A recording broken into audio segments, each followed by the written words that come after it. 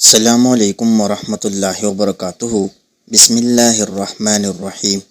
محترم ناظرین، کبھی آپ نے سوچا ہے کہ جس دن تمہیں روٹی کھانے کو نہ ملے اور تم اپنے بچوں کو بھوکا سلا دو، اس رات تمہاری ماں کی آنکھوں سے نیند غائب ہو جائے گی اور تمہارا دل ٹوٹ کر اللہ سے بس اتنا کہے گا، یا اللہ میں تک گیا ہوں۔ محترم ناظرین، دنیا آج ایک تماشا بن چکی ہے۔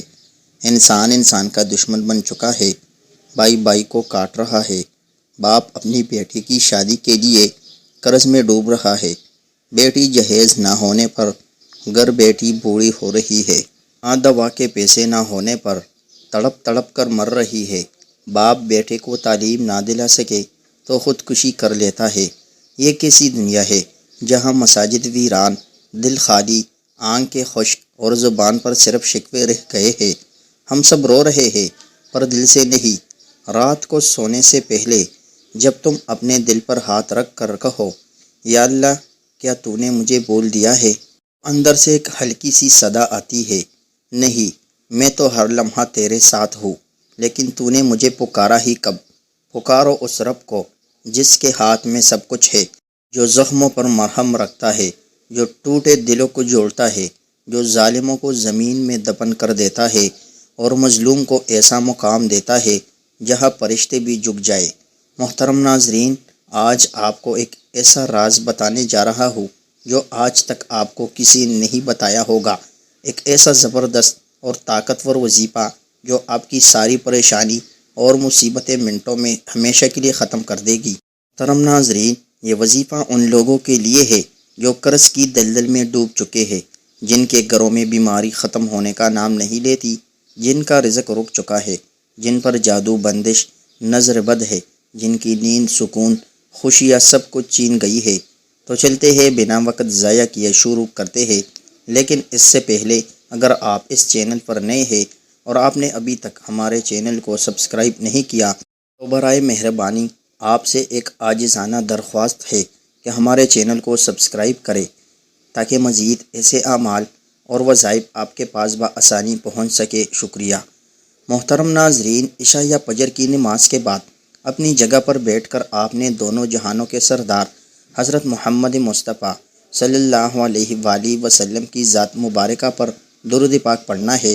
درود پاک آپ کوئی سا بھی پڑھ سکتے ہو، صلی اللہ علیہ وآلہ وسلم پڑھ لے یا صلی اللہ علی محمد پڑھ لے، لیکن بہتر ہے کہ آپ نماز والا درود ابراہیمی پڑھ لے۔ محترم ناظرین، درود شریف کے بغیر کوئی بھی وظیفہ مکمل نہیں ہوتا۔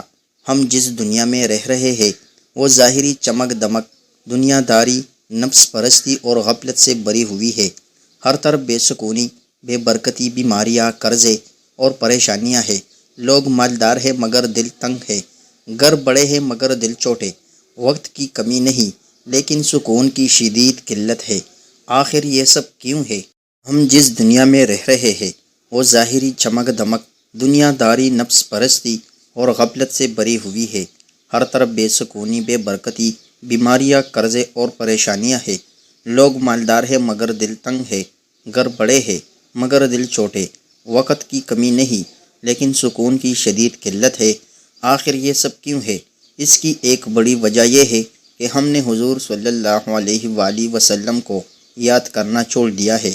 ہم نے اپنے سب کاموں کو ضروری سمجھا مگر درود شریف پڑھنے کو غیر ضروری سمجھ لیا، جبکہ درود شریف صرف ایک عمل نہیں، یہ روحانی دنیا کا سب سے طاقتور ذریعہ ہے جو بگڑی سنوار دیتا ہے، قسمت چمکا دیتا ہے اور ناممکن کو ممکن بنا دیتا ہے۔ رسول اکرم صلی اللہ علیہ وآلہ وسلم نے فرمایا، جو مجھ پر ایک بار درود بھیجتا ہے اللہ تعالیٰ اس پر 10 رحمتیں نازل فرماتا ہے۔ جو انسان کثرت سے درود پڑھتا ہے اللہ اس کے چھوٹے بڑے گناہ معاف فرما دیتا ہے اور اس کا مرتبہ بلند کرتا ہے۔ جو دعا درود شریف سے شروع اور درود شریف پر ختم کی جاتی ہے اللہ کے ہاں رد نہیں ہوتی۔ درود شریف دعا کو آسمانوں تک پہنچانے والا روحانی وسیلہ ہے۔ محترم ناظرین، جب آپ درود شریف کو اچھے طریقے سے پڑھ لیں تو پھر اس کے بعد آپ نے یا جب باروں کو پڑھنا ہے، کیسے پڑھنا ہے توجہ کیجئے گا۔ یا جب باروں ایک بار ہو گیا، یا جب باروں 2 بار ہو گیا، یا جب باروں 3 بار ہو گیا، اسی طرح سے آپ نے یا جب باروں کو ہاتھوں کی انگلیوں پر پڑھ لے یا تسبیح کے دانوں پر پڑھ لے، آپ نے 313 مرتبہ پڑھنا ہے۔ پھر اس کے بعد آپ نے قرآن مجید کی ایک سورت سورہ علم نشرح کو 11 مرتبہ پڑھنا ہے۔ یہ سورت جتنی چھوٹی ہے فضیلت اور طاقت کے اعتبار سے اتنی ہی بڑی ہے۔ یہ سورت دولت میں برکت، بیماریوں سے شفا، قرض سے نجات اور پریشانیوں سے نجات کا بہترین زبردست سورت ہے۔ ناظرین، پھر اس کے بعد آپ نے آخر میں وہی درود شریف پڑھنا ہے جو آپ نے عمل کے شروع میں پڑھا تھا۔